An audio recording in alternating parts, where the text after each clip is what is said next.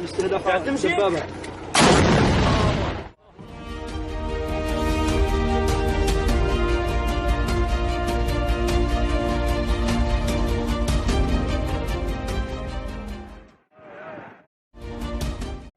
of these boys and young men fled Afghanistan weeks ago as the Taliban took over their country.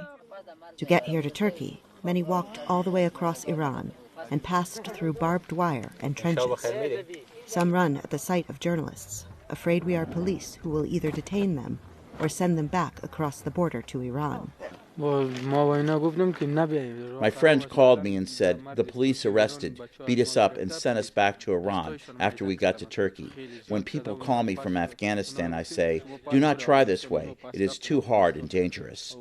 Turkey is also expanding this 3-meter-high border wall with Iran, primarily to prevent more refugees from entering the country.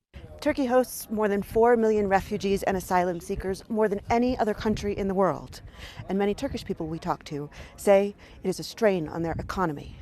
But refugees say they did not choose to leave their country, their property, and often even their families. Last month, the Taliban took over Afghanistan ahead of the planned U.S. withdrawal after 20 years of war. Across the country, people fled in fear the group would harm or execute civilians as they did in the 1990s for a number of reasons. Perhaps they worked for the U.S. military or the internationally supported Afghan army. Perhaps they are Shiite Muslims or women who want to work or attend school.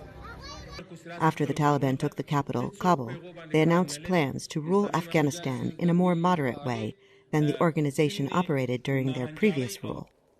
But after decades of violence and fear, many refugees say they do not believe this new Taliban will be any less brutal. The Taliban occupied my country and there was war. We couldn't live there, so I had to leave. This boy cut his legs on barbed wire as he crossed the border. 20 days later, the cuts are still raw, and he has no disinfectant. The group is hungry and exhausted as they move from hiding place to hiding place, one day after fleeing a police raid. And the group says they will not seek medical help for fear of getting caught. Other refugees say the wall, the barbed wire, and the trenches are not the hardest obstacles they face. 2 or 3 people approached us in the forest with guns and knives. If we didn't give them our stuff, they would cut us. If we did, we would suffer with no supplies. Most refugees we meet here have stories of being robbed, beaten, or kidnapped for ransom.